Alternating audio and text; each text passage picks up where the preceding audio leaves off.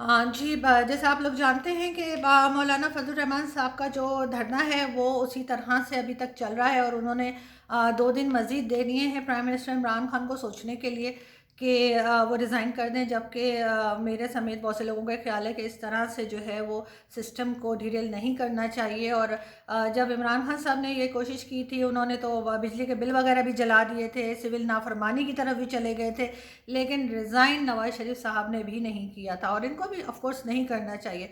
लेकिन अब मौलाना साहब क्या करेंगे? मौलाना साहब बैकआउट कैसे करें यहाँ से? वो कैसे अपनी हार मान लें?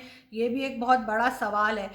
शहबाज शरीफ साहब ने कहा कि जी उनको 6 महीने दिए जाएं तो वो सारे मसले हल कर देंगे, और अगर ना कर सकें तो उनका नाम इमरान खान नियाज़ी रख दिया जाए।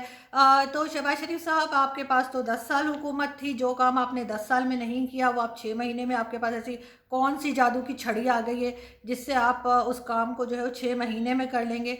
और जहाँ तक इमरान खान साहब की बात है तो उनके माशाल्लाह से मिनिस्टर्स और जो लोग उनके साथ काम करें वो तकरीबन वही हैं जो पिछली गवर्नमेंट्स में थे, चाहे वो पीपल्स पार्टी की गवर्नमेंट थी या चाहे वो नून लीग की गवर्नमेंट थी। उनकी जो हुकूमत बनी है वो गुलदस्ता जिसे वो कहते हैं, वो उन्हीं लोगों से उन्होंने सजाया है जो पिछली हुकूमतों में थे, जिन्होंने पिछली हुकूमतों में भी डिलीवर नहीं किया बकौल उनके।